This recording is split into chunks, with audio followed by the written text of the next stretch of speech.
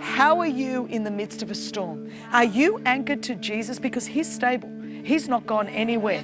The fact is, it's our instability that makes people think that God is unstable. And so if Christians would learn to be stable, if we truly stay anchored in Christ, then the people around us would not freak out. I was celebrating my 50th birthday with 150 of some of my closest friends. We were on a boat, we were dancing and having just a great time of fellowship and enjoyment. It was awesome. Well, then as I got off the boat that morning, my mother was in hospital in Australia. I had FaceTimed with my mum, I had FaceTimed with my brothers, and had just a moment with her. It was awesome. But then as I was leaving the boat that night, I drove home, pulled my phone out of my purse, and it had 26 missed phone calls from my brothers to tell me that my mum had died that night while I was on a boat dancing, Zorba the Greek, eating feta cheese, which is how she would have wanted it to go, But let me just say, you can't avoid trials. Wow. I'm a preacher. I travel the world. It doesn't mean I'm exempt from pain coming. It doesn't mean I'm exempt from trials happening.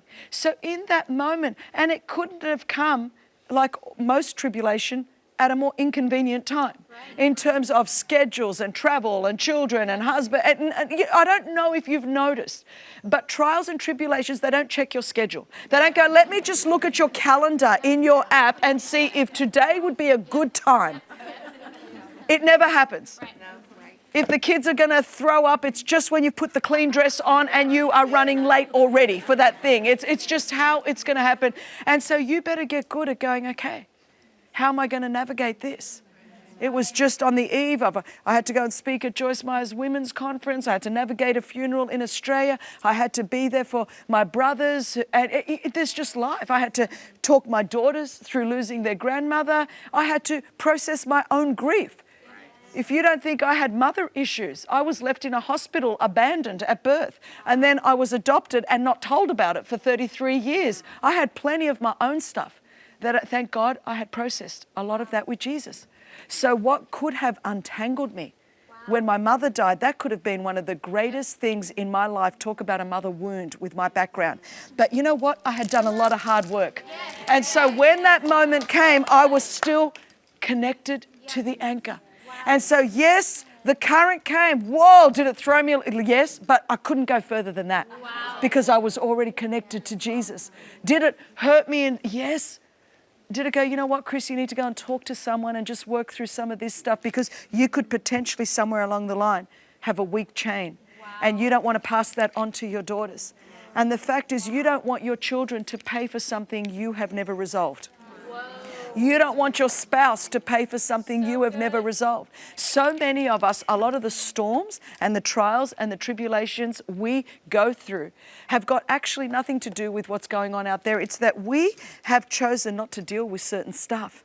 And so our links are really, really very weak, very, very weak. So the minute a small thing comes, someone doesn't talk to you, someone doesn't look at you the right way, your girlfriends go out and you have a look at Instagram and go, they didn't invite me to lunch. Or, you look at someone else's Pinterest account and get depressed about your bedroom. And so, while people are dying and, major global crisis, Pinterest can wreck your whole day. Like, seriously, get off social media. That's all I can say. And so at the end of the day, get some of these chains a little bit more secure. So then you know what, when it comes, you're not going to waver. And so that your children and the next generation and the people in your workplace and your friends, it doesn't matter what season you're in, whether you're single or married or whether you have got children or not children, one of the greatest testimonies to this generation will be for Christians to not waver when trials and tribulation come, because we know where we have been anchored. We are anchored in Jesus Christ, and that means that news comes and trials come. Well, 8 weeks to the day that my mother died, my brother calls me, and my sister-in-law, who was my age, 50 years old, she, her bowel ruptured and her spleen ruptured her bowel, and that was it. In the midst of all of that, and she had had this rare form of cancer, and my brother called me, and I was in London speaking at our church, at Hillsong Church there in London. And he called me from the room where she was dying. I had never heard the death rattles before. I had never heard someone dying like that. And it is the most hopeless feeling to be from Australia, 27 hours worth of, I mean, had I instantly got on a jet at that moment, I would not have made it back in time.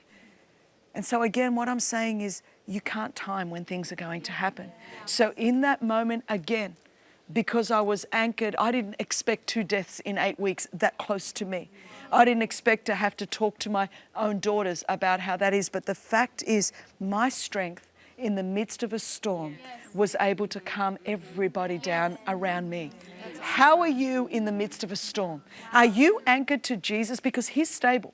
He's not gone anywhere. The fact is, it's our instability that makes people think that God is unstable.